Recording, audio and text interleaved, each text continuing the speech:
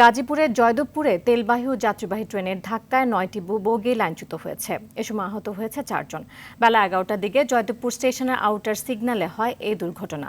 এর প্রায় ২ ঘন্টা পর আরেকটি লাইনে ঢাকা রাজশাহী ও ঢাকা ময়মনসিংহ রেল চলাচল শুরু হয়। তবে এখনও চলছে উদ্ধার কাজ। গাজীপুর থেকে কামাল হোসেন বিপ্লব ও আজহারুল ইসলামের তথ্য ছবিতে সায়েদ মাহমুদের রিপোর্ট। ঢাকা থেকে ছেড়ে আসা তেলবাহী ট্রেনটি জয়দেবপুর স্টেশনে দাঁড়িয়েছিল। এ সময় বিপরীত দিক থেকে ছেড়ে আসা টাঙ্গাইল কমিউটার ট্রেনটি চলন্ত অবস্থায় তেলবাহী ট্রেনের সামনে সরাসরি আঘাত করে। এতে বিকট শব্দে পুরো এলাকা প্রকম্পিত হয়। জয়দেবপুর রেলওয়ে ও পুলিশ জানিয়েছে, তেলবাহী ট্রেনের 5টি এবং যাত্রীবাহী ট্রেনের 4টি বগি লাইনচ্যুত হয়েছে। এতে ট্রেনে থাকা একটি ট্যাঙ্কার থেকে তেল গড়িয়ে পড়ছে। এদিকে কমিউটার ট্রেনের আহত চালক ও তার সহকারী এবং 2 যাত্রীকে গাজীপুরের শহীদ তাজউদ্দিন আহমদ মেডিকেল কলেজে পাঠানো হয়েছে। তেলের একটা লরি ফেটে গেছে, ফেটে যে ওইখানে দাহ্য পদার্থ যেটা ডিজেল, তো দাহ্য পদার্থ সেটা বের হয়ে যাচ্ছে। আমরা আশঙ্কা করছি যদি আমরা সচেতন না থাকি এখানে যে কোনো দুর্ঘটনা ঘটতে পারে, তবে আমরা সচেতন আছি। দুর্ঘটনার প্রকৃত কারণ এখন পর্যন্ত জানা যায়নি, তবে কেউ কেউ বলছেন সিগন্যাল ম্যানের ভুলের কারণেই এমনটা হয়েছে। রেলের যে লোকগুলা তারা মূলত কাজ করার সময় মোবাইল টিপতে থাকে, এক হাতে কাজ করে আর এক হাতে মোবাইল টিপে। এই 2-3 মিনিট আসার পর এই গাড়ির লাইন হঠাৎ করে এই সোজা যাওয়ার কথা, এটা সোজা করে ডাইনে চলে গেল। ডাইনে চলে গিয়েই অ্যাক্সিডেন্ট হয়ে গেল। একটু আবার জন্য মানুষের হাজার হাজার জীবন চলে যায়, ট্রেনে বড় বড় দুর্ঘটনা হয় এই শুধু এই রেল কর্মকর্তাদের অবহেলার জন্য। গাজীপুরের জেলা প্রশাসক আবুল ফাতেহ মোহাম্মদ শফিকুল ইসলাম ঘটনাস্থল পরিদর্শন শেষে গণমাধ্যমকে জানান, এ ঘটনায় 3 সদস্যের তদন্ত কমিটি গঠন করা হয়েছে। উদ্ধার প্রক্রিয়ায় যুক্ত হয়েছে ঢাকা থেকে আসা বিশেষ ট্রেন। কারো না কারো ভুলে এটা আসলে হয়েছে। এটা টেকনিক্যাল ভুল থাকলে সেটাও আমরা ধরতে পারবো, আর যদি কারো ভুলে থাকে রেল কর্তৃপক্ষ অবশ্যই তার বিরুদ্ধে ব্যবস্থা করবে। আমরা ফায়ার সার্ভিসের মাধ্যমে ট্যাঙ্কার থেকে তেলটি অন্যত্র স্থানান্তর করার ব্যবস্থা গ্রহণ করবো, যাতে আবার নতুন করে এই তেল সংক্রান্ত কোনো দুর্ঘটনা না ঘটে। আপনারা যারা প্রচণ্ড গরম, এই বিষয়ে আমরা লোকজনকে সরিয়ে দিচ্ছি। সাইয়েদ মাহমুদ, RTV। দর্শক, গাজীপুরে ট্রেন দুর্ঘটনাস্থলে রয়েছেন 2 জন সহকর্মী, সরাসরি যোগ দিচ্ছেন সুমন তানভীর ও কামাল হোসেন বিপ্লব। প্রথমে চলে যাচ্ছি তানভীরের কাছে। তানভীর, লাইনচ্যুত বগি উদ্ধারে কাজের অগ্রগতি কতটুকু এবং পুরোপুরি স্বাভাবিক কখন হবে, বিস্তারিত জানাবেন।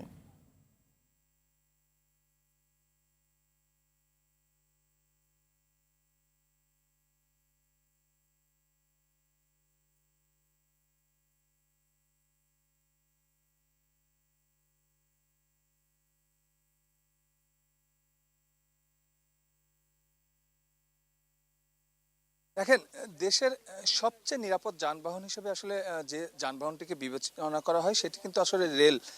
এই ট্রেন যাত্রা এবং এই ট্রেনের আজকের আগে একটা পরিস্থিতি কিংবা বর্ণনা দিয়ে আমি আপনার প্রশ্নে আসছি। আপনি আমার যে সহকর্মী আছে ক্যামেরা একটু দেখানোর চেষ্টা করেন যে কি পরিমাণ আসলে দুমড়ে মুচড়ে গেছে একটি বগি। অর্থাৎ আমি বলতে চাচ্ছি যে আজকে শুক্রবার না হলে এই যে টাঙ্গাইল থেকে যে কমিউটার ট্রেনটি আসলে ঢাকামুখী আসছিল সেটিতে কিন্তু আসলে পর্যাপ্ত যাত্রী থাকতো এবং প্রতি টিপে কিন্তু এই ট্রেনটি কিন্তু আসলে ভরপুর হয়ে ঢাকাতে আসে কিংবা ঢাকা থেকে ছেড়ে যায়। আজকে শুক্রবার হয় কিন্তু সেখানে যাত্রী সংখ্যা কম ছিল বিধায় কিন্তু শুধু ট্রেনটি এখানে পড়ে আছে। আমাদের সেই অর্থে আসলে কোনো খুব বেশি খারাপ সংবাদ দিতে হয় না। আপনি জানেন যে দুর্ঘটনার ঠিক 2 ঘন্টা পরেই কিন্তু তার পাশে যে লাইনটি আছে সেখান দিয়ে কিন্তু ট্রেন চলাচল এখন স্বাভাবিক আছে। তবে ট্রেনটি এখানে থাকার কারণে এই লাইনটি এখনো ব্যবহার করা যাচ্ছে না। এই যে ট্রেন দুর্ঘটনা, আমরা সবচেয়ে যেটি বললাম শুরুতে যে সবচেয়ে নিরাপদ যে যানবাহনটিতে আমরা এখন মাঝে মাঝেই দুর্ঘটনার খবর পাচ্ছি। কিছুদিন আগেও আসলে রেল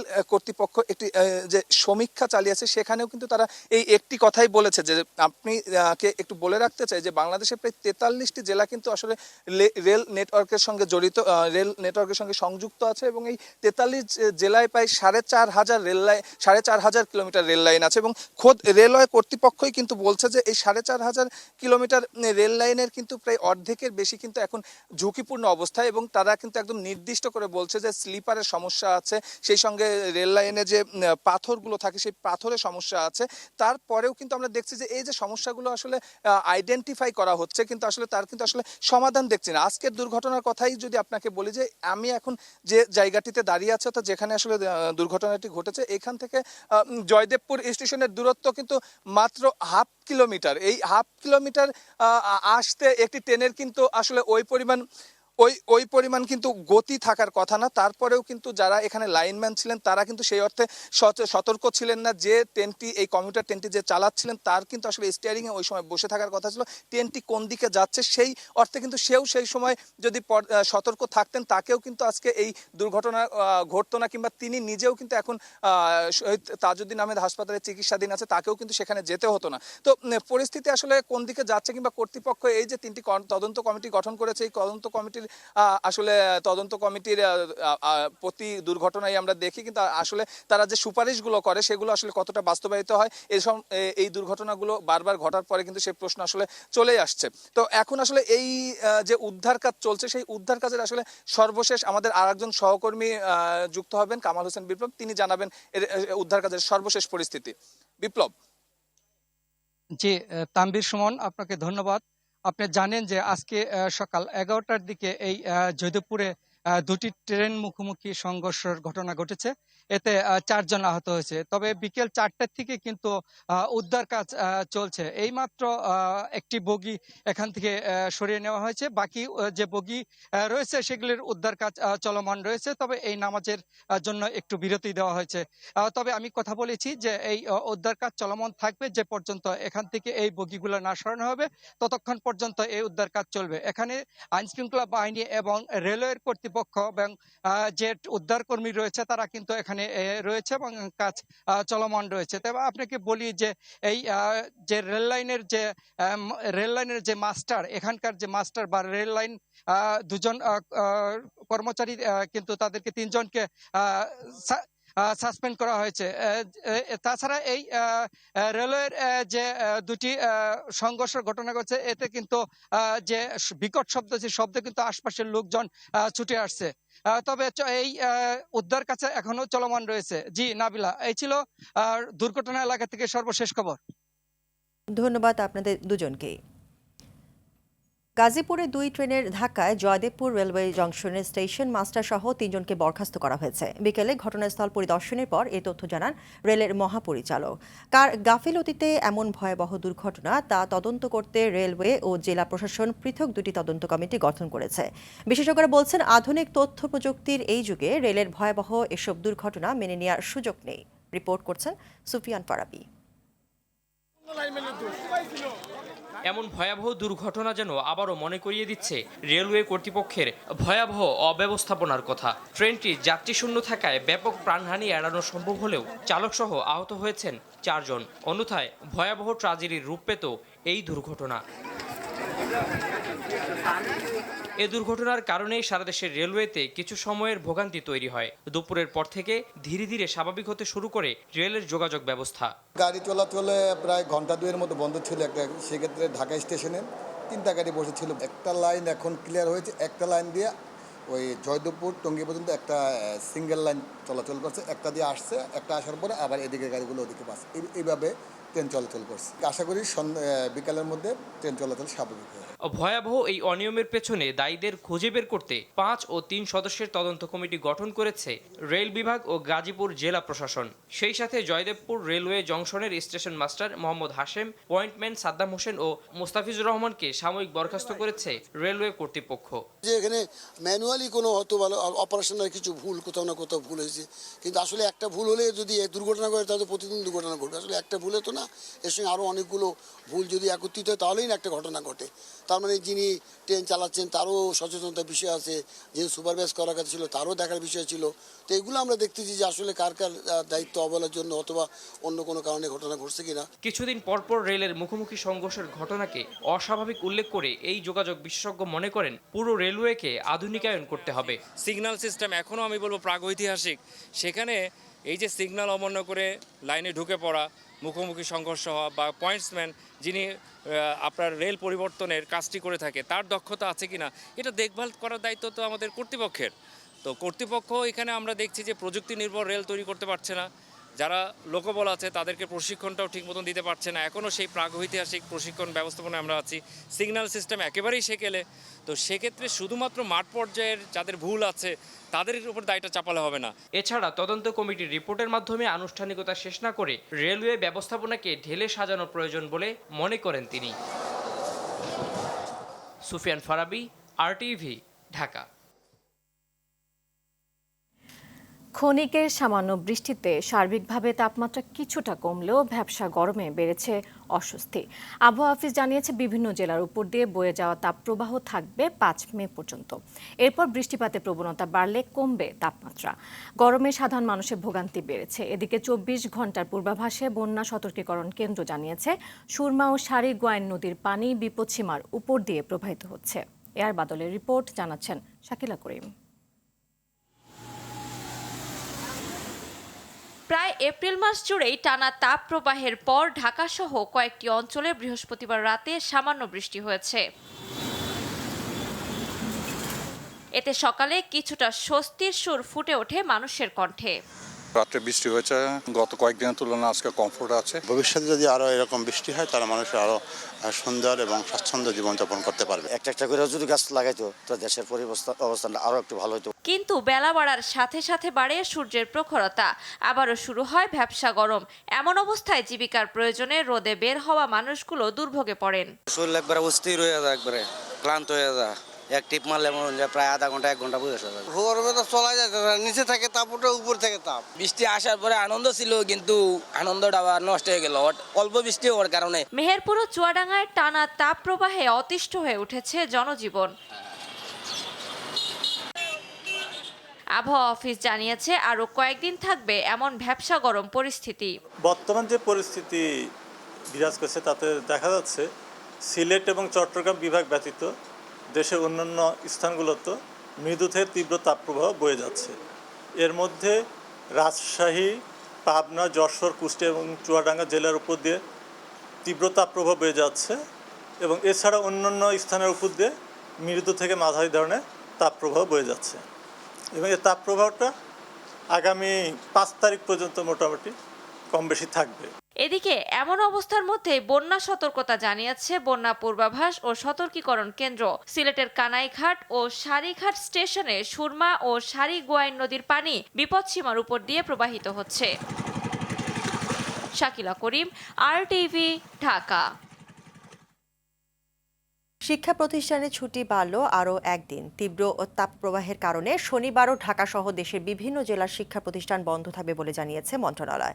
এক বিজ্ঞপ্তিতে বলা হয়, খুলনা ও রাজশাহী বিভাগের সব জেলা, ঢাকা বিভাগের ঢাকা ও টাঙ্গাইল, চট্টগ্রাম বিভাগের চাঁদপুর, রংপুর বিভাগের রংপুর, কুড়িগ্রাম, দিনাজপুর ও নীলফামারী জেলার সকল মাধ্যমিক বিদ্যালয়, কলেজ, মাদ্রাসা ও কারিগরি শিক্ষা প্রতিষ্ঠান শনিবার বন্ধ থাকবে। আবহাওয়ার পূর্বাভাসের ভিত্তিতে এই সিদ্ধান্ত নেওয়া হয়েছে। অন্যদিকে প্রাথমিক ও গণশিক্ষা মন্ত্রণালয় জানিয়েছে, রোববার থেকে খুলবে প্রাথমিক বিদ্যালয়। পরবর্তী নির্দেশ না দেওয়া পর্যন্ত বন্ধ থাকবে প্রাক প্রাথমিক শ্রেণীর কার্যক্রম। এছাড়া তাপপ্রবাহ সহনীয় পর্যায়ে না আসা পর্যন্ত অ্যাসেম্বলি বন্ধ থাকবে।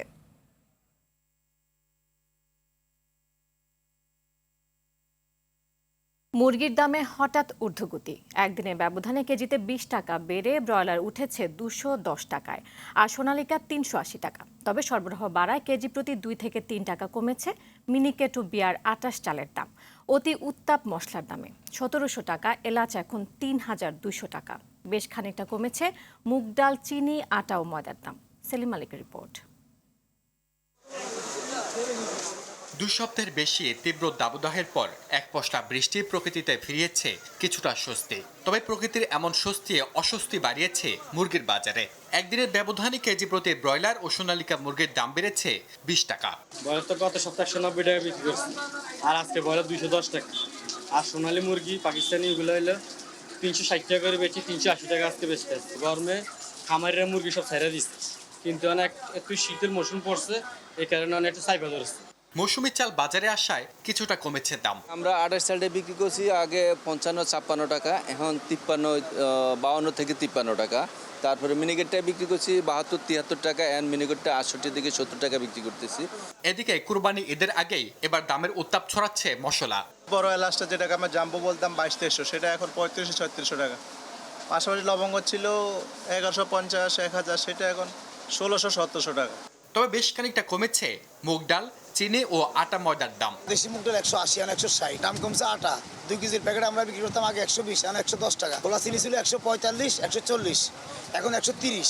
মৌসুমকে বৃদ্ধাঙ্গুলি দেখিয়ে আলু ও পেঁয়াজের দাম কেজিতে বেড়েছে 5 থেকে 10 টাকা। 16 বছর ব্যবসার বয়সে এই প্রথম দেখলাম যে এই টাইমে একটা দাম, এরকম দাম আমি আর কখনো দেখিনি। এখন আলু থেকে 20 টাকা কেজি, এখন কেন আলু 50 টাকা কেজি? এটা সরকার কি দেখে? পেঁয়াজটা 40 টাকা 50 টাকা থাকার কথা। সপ্তাহের ব্যবধানে দেশি মাছের দাম বেড়েছে কেজিতে প্রায় 100 টাকা। বল কালকা কিনছি 400 টাকা কেজি, আজকে এই বল কেজি 550 টাকা কেজি। আর মাছ কেজি গেছে কাল আপনার 600 টাকা কেজি, আজকে হলো 700 টাকা কেজি। প্রতিটা মাছে 100 টাকা কেজিতে আজকে আবার। এসবের মধ্যেও কিছুটা স্বস্তি সবজির বাজারে। বেশিরভাগ সবজি বিক্রি হচ্ছে 50 থেকে 60 টাকায়। সেলিম মালিক, RTV, ঢাকা। সাধারণ রোগীদের মতোই 10 টাকা দিয়ে টিকিট কেটে চোখের চিকিৎসা নিয়েছেন প্রধানমন্ত্রী শেখ হাসিনা। সকালে রাজধানীর আগারগাঁও চক্ষু বিজ্ঞান ইনস্টিটিউট ও হাসপাতালে 117 নম্বর রুমে বিশেষজ্ঞ চিকিৎসক দেখান তিনি। প্রধানমন্ত্রীর সহকারী প্রেস সচিব ABM সরওয়ার আলম সরকার বিষয়টি নিশ্চিত করেছেন। এ সময় প্রধানমন্ত্রীর সাবেক স্বাস্থ্য উপদেষ্টা ও বাংলাদেশ মেডিকেল রিসার্চ কাউন্সিলের চেয়ারম্যান ডাক্তার সৈয়দ মোদাচ্ছের আলী, জাতীয় চক্ষু বিজ্ঞান ইনস্টিটিউট ও হাসপাতালের পরিচালক অধ্যাপক ডাক্তার গোলাম মোস্তফা ও বঙ্গবন্ধু শেখ মুজিব মেডিকেল বিশ্ববিদ্যালয়ের উপাচার্য চক্ষুরোগ বিশেষজ্ঞ অধ্যাপক ডাক্তার দিন মোহাম্মদ নুরুল হক উপস্থিত ছিলেন।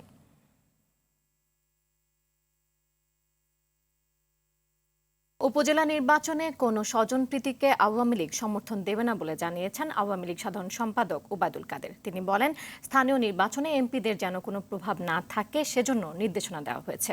এছাড়া বেগম জিয়ার মুক্তির জন্য বিএনপির দৃশ্যমান কোনো আন্দোলন নেই বলেও জানান তিনি। আরও জানাচ্ছেন বিপুল দেব রায়।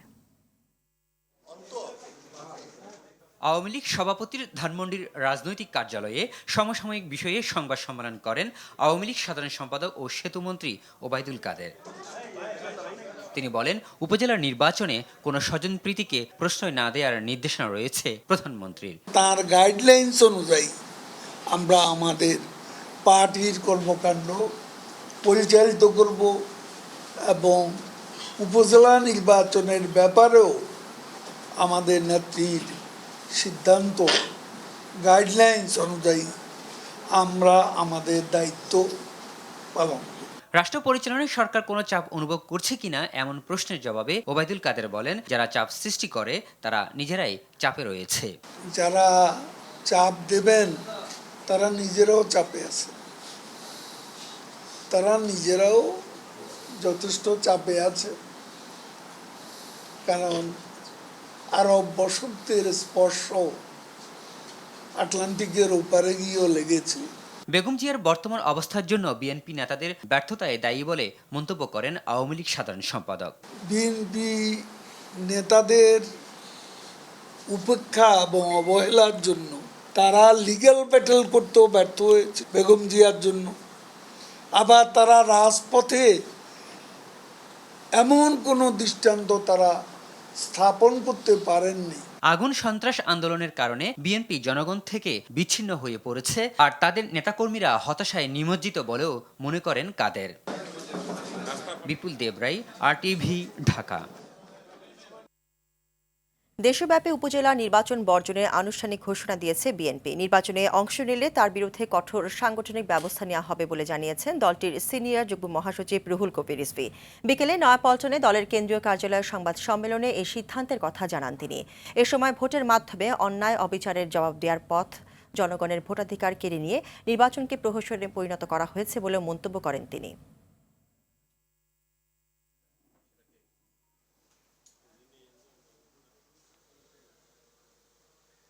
বাংলাদেশে নির্বাচন এখন বিশ্ববাসীর কাছে রীতিমতো হাস্যকর কৌতুকে পরিণত হয়েছে। কেবল জাতীয় নির্বাচন নয়, স্থানীয় সরকারের নির্বাচনগুলোকেও আমরা আর মামুদের তামাশায় রূপান্তরিত করা হয়েছে। তথ্য ও প্রযুক্তির যুগে সঠিক সংবাদ প্রকাশে সর্বোচ্চ গুরুত্ব দিতে হবে, পাশাপাশি সংবাদ প্রকাশের স্বাধীনতা ও নিরাপত্তা নিশ্চিত করতে হবে। বিকেলে জাতীয় প্রেস ক্লাবে বিশ্ব মুক্ত গণমাধ্যম দিবস উপলক্ষে আয়োজিত এক আলোচনা সভায় বক্তারা এসব কথা বলেন। সভায় সাংবাদিক মঞ্জুরুল আহসান বুলবুলের সভাপতিত্বে অনুষ্ঠানে প্রধান অতিথি হিসেবে উপস্থিত ছিলেন বাংলাদেশ প্রেস কাউন্সিলের চেয়ারম্যান বিচারপতি মোহাম্মদ নিজামুল হক নাসিম সহ অন্যান্যরা।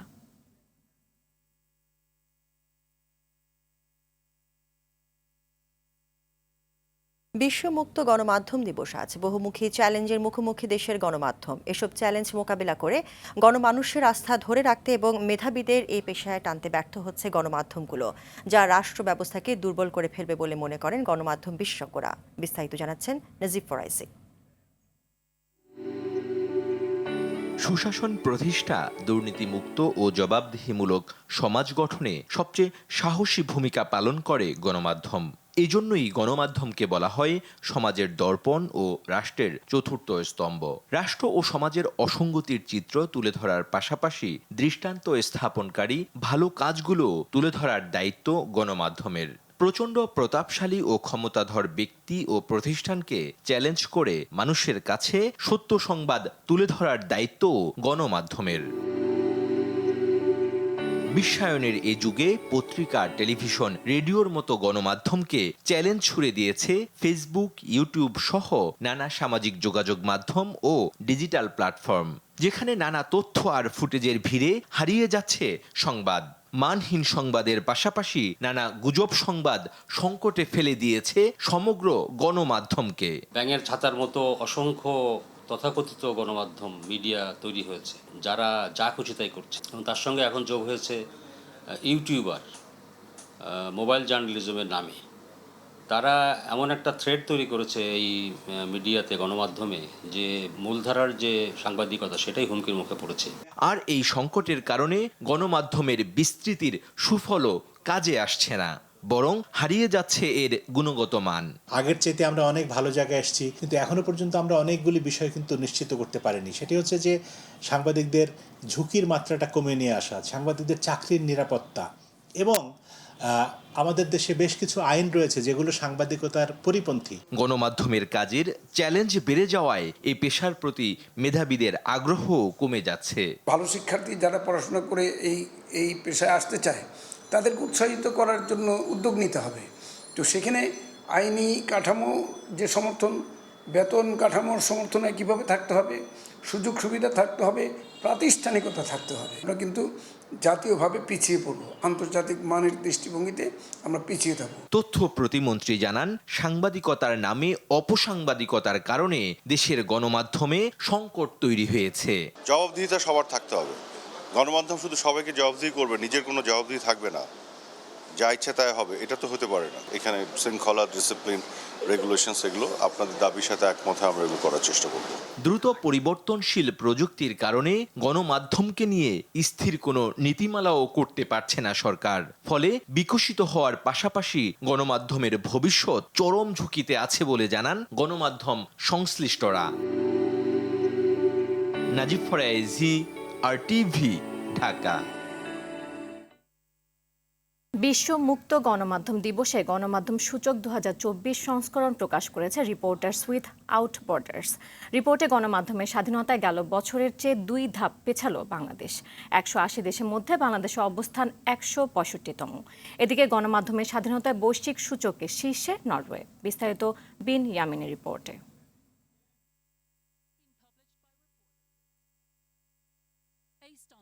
স্বাধীন সাংবাদিকতা চর্চায় প্রতি বছরই 180টি দেশ ও অঞ্চলের মধ্যে বিশ্ব মুক্ত গণমাধ্যম সূচক প্রকাশ করে আন্তর্জাতিক সংস্থা রিপোর্টার্স উইদাউট বর্ডার্স।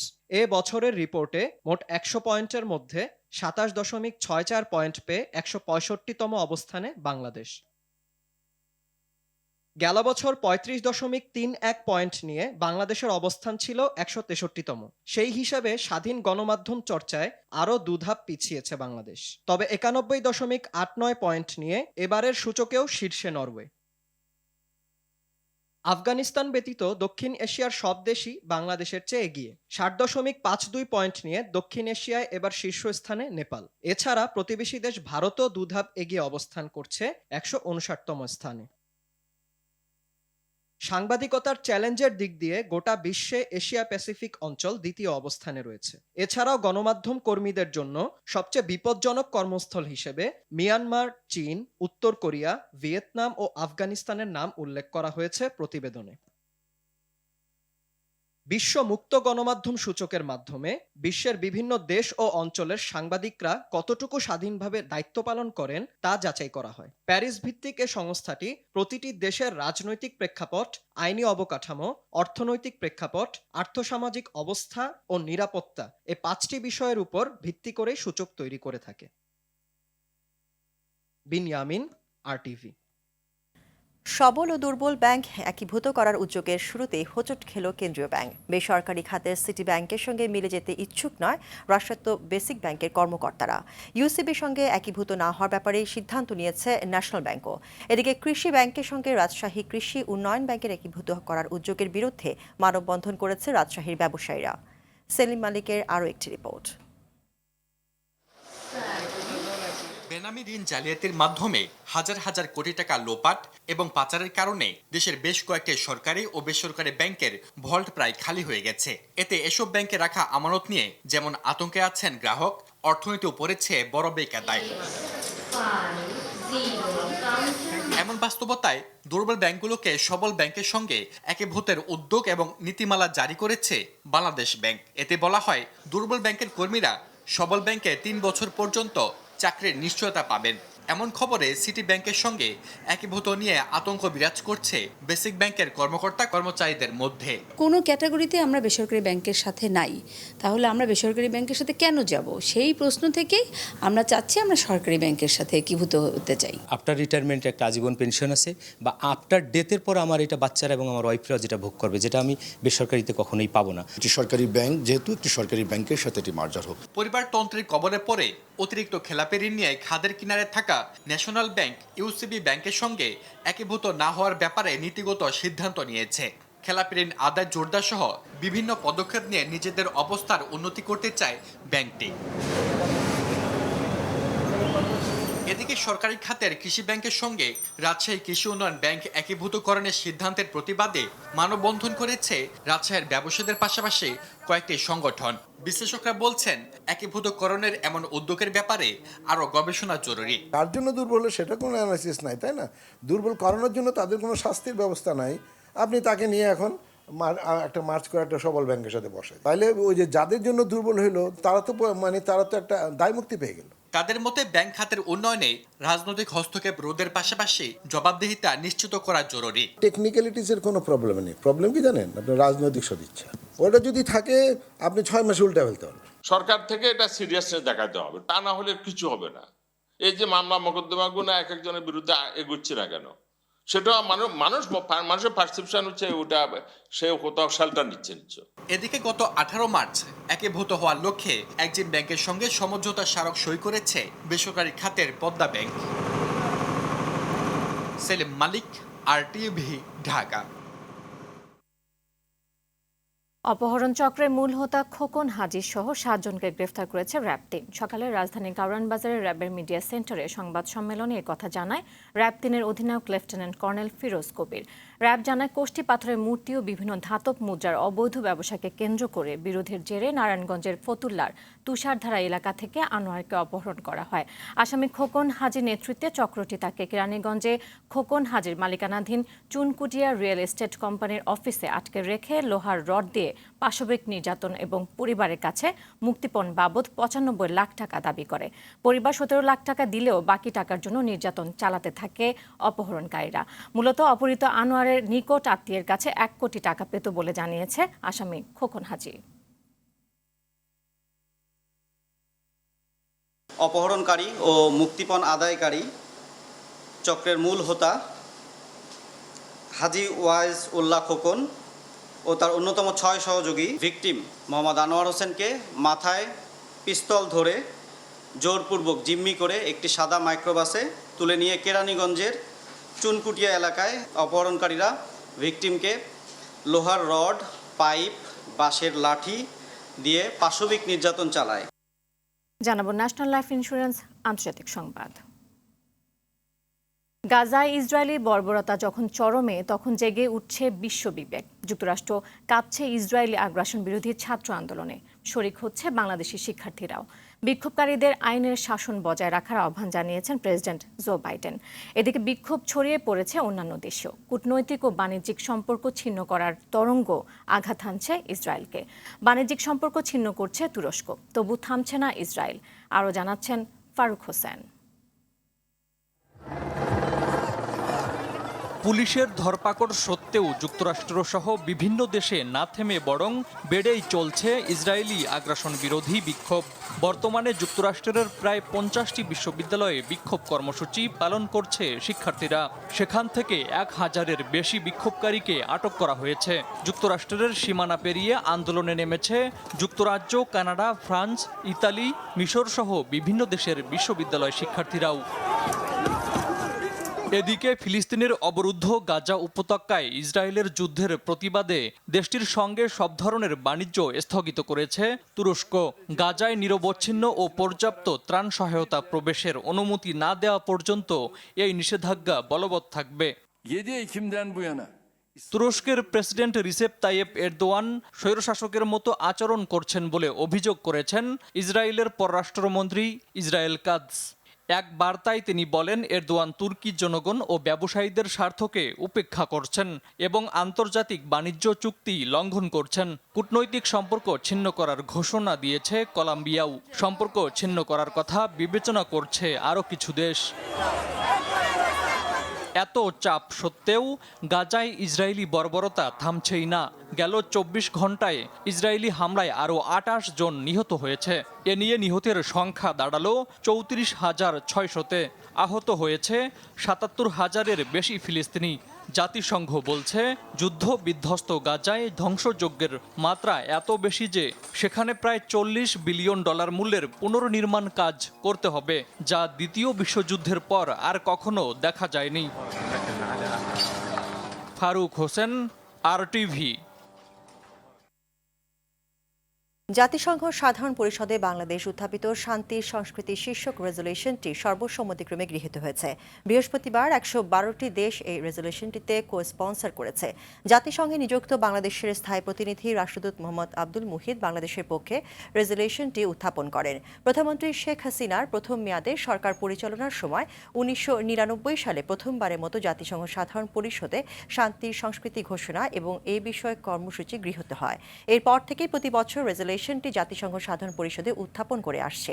এই বছরে শান্তি সংস্কৃতি ঘোষণা এবং এই বিষয়ক কর্মসূচি 25তম বর্ষে পদার্পণ করেছে।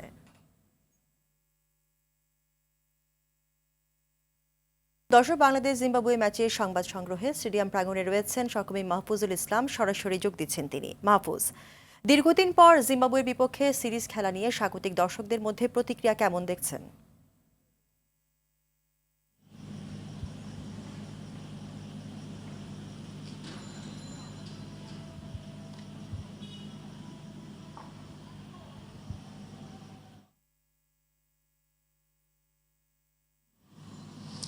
ধন্যবাদ নাবিলা। যে বিষয়টি বলছিলেন যে হচ্ছে গিয়ে মানুষের আগ্রহ সকাল থেকেই আমরা বিভিন্ন সময় জানাচ্ছিলাম RTVর দর্শকদেরকে যে আসলে এই সিরিজে মানুষের আসলে প্রত্যাশাটা কি। খেলা ইতিমধ্যেই চলছে, যেটি হওয়ার যে ধরনের প্রত্যাশা, সেই প্রত্যাশার অনেকটাই হচ্ছে গিয়ে প্রতিফলন মাঠে দেখা গেছে। বাংলাদেশ একদম টপ অর্ডার থেকে মিডল অর্ডার, এখন লোয়ার অর্ডার স্ট্রাগল করছে জিম্বাবুয়ের। তো সেই জায়গা থেকে বলা যায় যে খর্বশক্তির জিম্বাবুয়ের যে কথাটি বারবার আমরা বলছিলাম, সেই জিম্বাবুয়ের আসলে ক্রিকেট শক্তিমত্তাটা কোন জায়গায় নেমেছে এটা প্রথম T20তেই বোঝা যাচ্ছে। হয়তো তারা পরের ম্যাচে কামব্যাক করতে চাইবে, কিন্তু এখন পর্যন্ত ম্যাচে যা অবস্থা তাতে বাংলাদেশ একদম পুরোপুরি ডমিনেট করছে। এবং সেই ডমিনেশনের জায়গায় একটি সিগনিফিকেন্ট বিষয়, একটি সুনির্দিষ্ট বিষয় বলা যায় সাইফুদ্দিনের ফেরা। তিনি 2টি উইকেট নিয়েছেন এবং প্রথম ওভারেই উইকেট পেয়েছেন এবং তিনি খুব ভালো শেপে আছেন। আগেই বলেছিলাম বিশ্বকাপের জন্য এটি একটি দল ঘোষণার একটা প্রস্তুতির মঞ্চ, যেখানে বাংলাদেশের পারফরমেন্সের বিবেচনাগুলো করা হবে। আর এমন জায়গায় খেলাটি হচ্ছে যেখানে একটা ট্রু ব্যাটিং উইকেটে খেলা হচ্ছে, যেখানে সাগরিকায় T20তে 160+, 170, 180 রান অহরহ হয়ে থাকে। আমরা BPL-এ দেখেছি 200+ স্কোরও এখানে হয়েছিল। সেই জায়গায় বলা যায় যে এই উইকেটে আসলে বাংলাদেশের বোলারদের এইভাবে ডমিনেশন করা, এটা আসলে একটা খুবই বিশ্বকাপের আগে বাংলাদেশের বোলিং শক্তিমত্তার একটা প্রদর্শন বলা যায়। আর একটি বিষয় হচ্ছে গিয়ে বাংলাদেশের আজকের যে স্কোয়াড, সেখানে একটি সেখানে হচ্ছে গিয়ে তামিমের অভিষেক হয়েছে এবং একই সঙ্গে বলা যায় যে এই স্কোয়াডটাই মূলত হচ্ছে গিয়ে একটা কম্বিনেশন তৈরি করবে। সেখানে বলা যায় যে হচ্ছে গিয়ে সাকিব আল হাসান এবং মুস্তাফিজের ইনক্লুশনই পরিষ্কার ধারণা পাওয়া যায় যে হচ্ছে গিয়ে বাংলাদেশের ওয়ার্ল্ড কাপ স্কোয়াড কেমন হচ্ছে। তো এই ম্যাচে এখন পর্যন্ত ডমিনেট করছে বাংলাদেশ ব্যাটিং করবে পরবর্তীতে। এখন পর্যন্ত জিম্বাবুয়ে উইকেটে আছে, তারা স্ট্রাগল করছে, তারা এখন পর্যন্ত 100 রানের কোটা পেরোতে পারেনি। সে জায়গায় তাদের টেলেন্ডাররা শেষ পর্যন্ত কতদূর পর্যন্ত টেনে নিয়ে যেতে পারে এটি একটি বিষয়। আর দর্শকদের কথা যেটি বলছিলেন, মাঠের বাইরেও অনেক দর্শক রয়েছে যারা এখনও হচ্ছে গিয়ে প্রবেশ করছেন। তো ম্যাচ শেষে আমরা পরবর্তীতে আবারও কোনো তথ্য থাকলে আপনাদেরকে জানাতে পারবো। নাবিলা, এই ছিল জোহর আহমেদ চৌধুরী স্টেডিয়াম থেকে আমার কাছে সর্বশেষ। ধন্যবাদ আপনাকে। এর সাথে শেষ করব সন্ধ্যার সংবাদ। সবশেষ সংবাদ জানতে যে কোনো মোবাইল ফোন থেকে 2414 নম্বরে ডায়াল করুন। রাতের সংবাদ 11:15টায় দেখার আমন্ত্রণ রইল। ধন্যবাদ সবাইকে। ধন্যবাদ সবাইকে।